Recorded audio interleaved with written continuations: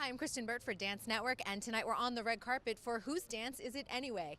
To celebrate the Television Academy's formation of the new choreography peer group. Congratulations. Thank you so much. Now, this is a really big deal. I mean, to get your own peer group for choreography, what does that mean for all the choreographers working in television right now? I mean, it means in a very simple way we have each other's back. And normally in a field where we're kind of by ourselves amongst a crew with a lot of people or amongst a bunch of dancers, you can kind of feel alone and isolated, and you feel like you have these, obstacles with work that you don't really get to talk about, or even bounce things off of people. So to come together and also to communicate what we do, to learn how we can integrate what we do to help the community, and just speak on behalf of choreographers, because we're a really big, diverse group amongst ourselves. I know, and I was speaking with Mandy, we've talked about this before, but to get you guys unionized, which is amazing. Right. In this entire industry, dancers are covered, choreographers are not. Transportation is covered. Grips are covered. Literally every single department in a television production on set, except for the PAs, are under a union. And so most of the time, the directors, when it comes to choreography, are like, everybody quiet, we need one voice on set, listen to the choreographer.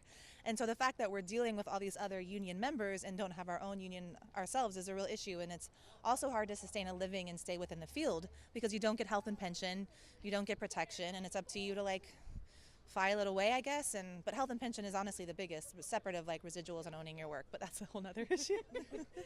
I know that's the next step after you unionize. Yeah, most definitely. Well, just in general, I was talking today about the work of Tina Landon, who did all of Janet Jackson stuff, and people still do Rhythm Nation. People still do her choreography, and the money she only received was the day rate in the 80s or whatever, or in the 90s, and whatever that day rate was. So it would just be nice, just like any other field, if you are successful and you do make an impact and people remember what you do, that you can put something a little away to help your family.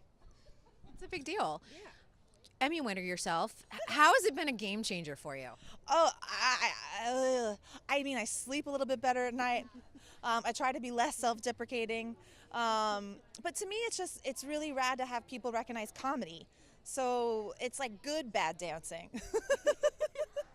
I like it though. I'm I'm an uber fan of Crazy Ex-Girlfriends. So. Oh yeah. I mean, and it's cool because I always say if this wasn't a comedic script, it would be good. And sometimes with other numbers, you're like, oh, well, that could be funny if the script was different, but it's cool. So the line between cool and funny are very similar, and it's about taking a chance and making a strong choice, and that's what makes it cool, or that's what makes it funny, in my opinion. So the line's very similar, in my opinion. And you're doing a great job of it, and now you're an Emmy winner. So yeah, and at this performance, I was like, they can't take it away from you, right? It's not like it's like, haha, suckers. Haha. I was there. I saw you take it home. It has my name on it. Regardless of how the night goes, they can't be like, just kidding, bye.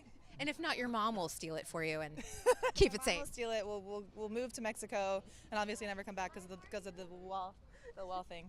It'll be perfect.